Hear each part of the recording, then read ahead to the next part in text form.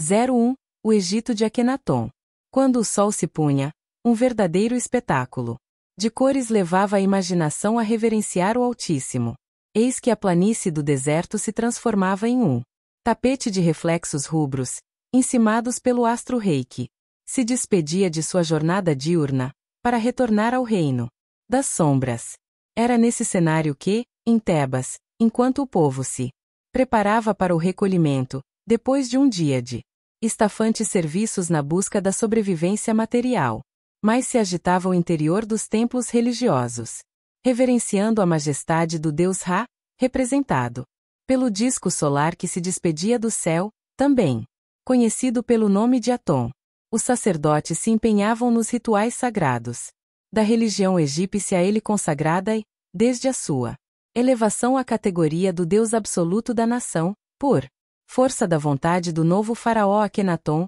o seu culto passará a ganhar maior importância sobre todos os demais, até a ponto de ser o único aceito como existente. Havia sido uma verdadeira ousadia do novo rei impor-se à tradição tão ancestral quanto as próprias águas do Nilo, e passar a prestar reverência tão somente a um único Deus, uma vez que os habitantes de então, acostumados ao modo antigo de crer, viam-se privados dos antigos rituais, notadamente os do antigo Deus Amon-Ra. Em realidade, o Egito recebido pelo novo faraó era um amontoado de deuses e templos, sacerdotes e rituais, que se rivalizavam buscando a hegemonia ou o realce nas influências sobre os destinos nacionais. Por causa disso, a venalidade, o misticismo e a corrupção passaram a agir como os principais deuses, impondo-se aos sacerdotes que, perdidos no cipoal dos interesses rasteiros, afrontavam até mesmo a autoridade do rei, forçado que se via em se desdobrar para agradar a todos, sem desagradar a nenhum dos templos principais do antigo sistema politeísta que vigia na sociedade egípcia. Akenaton receberá o reino num estado caótico, oriundo de inúmeras guerras frente a povos invasores, o que adulterara todo o sentido religioso que outrora mantivera o sentido de transcendência do povo cuja civilização era a mais florescente até então. Durante o período que o antecedera e, por causa dos conflitos e das necessidades dele surgidas, a religião egípcia sofreu profunda deterioração, levada a tal caos pelos sacerdotes por terem se transformado em vendedores de feitiços mágicos através dos quais, segundo se acreditava, conseguiriam evitar que o morto fosse denunciado no reino dos mortos pelo caráter verdadeiro de seu coração.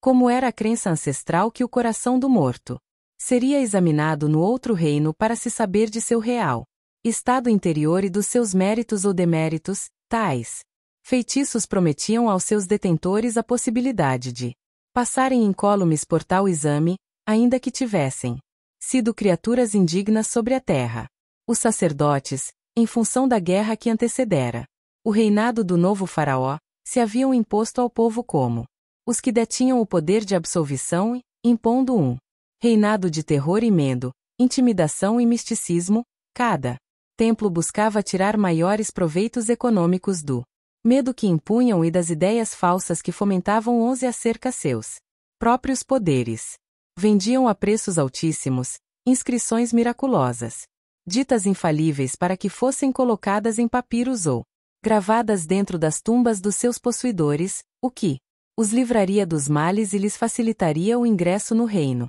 dos céus. A retidão de conduta e os valores da alma não eram mais os requisitos importantes para a absolvição. Tal confusão de princípios e exigências contribuía para a derrocada moral do reino, já que os religiosos se estavam devorando uns aos outros sem qualquer pudor ou preocupação moralizante. O novo rei, buscando acabar com o sistema religioso de magia fraudulenta que encontrara, inicialmente, tentou reprimir os principais abusos, mas vendo-se numa situação de absoluta impotência, resolveu proibir de vez todas as manifestações religiosas e impor o culto à antiga divindade solar, com exclusão de qualquer outra, passando a chamá-la, como já mencionado anteriormente, pelo nome de Aton, designação pela qual era conhecido o Sol físico, o disco solar que percorria o céu. Até mesmo o seu nome o novo rei alterou, passando de Amenófis IV,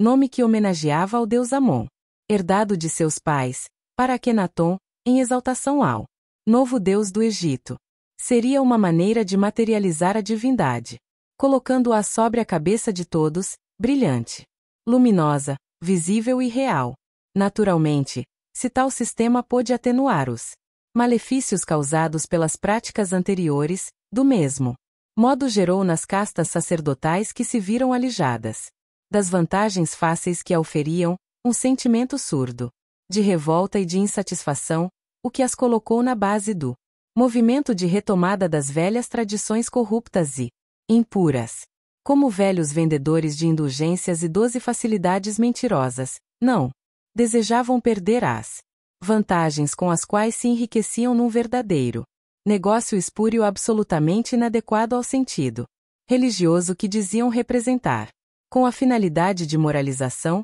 o novo faraó baniu dos monumentos os nomes dos antigos deuses tradicionais e ordenou que se adorasse o novo deus, Aton. Além disso, ordenou a construção de uma nova cidade para onde se transferiria com toda a corte administrativa do Egito, deixando Tebas a fim de poder estabelecer o novo culto religioso em terras virgens, até então jamais corrompidas pelas crenças ancestrais. Beirando as margens do abençoado curso d'água que mantivera o império desde longa data, nascerá a nova capital egípcia, naturalmente envolvida pelas perspectivas da nova ordem que governava a vida de todos, mesclada à antiga forma de ser e viver e que, como se verá mais tarde, cobraria o preço pelos vícios que havia instalado no coração e na mente dos homens, sempre mais propensos à continuidade dos velhos hábitos mentirosos do que às transformações essenciais,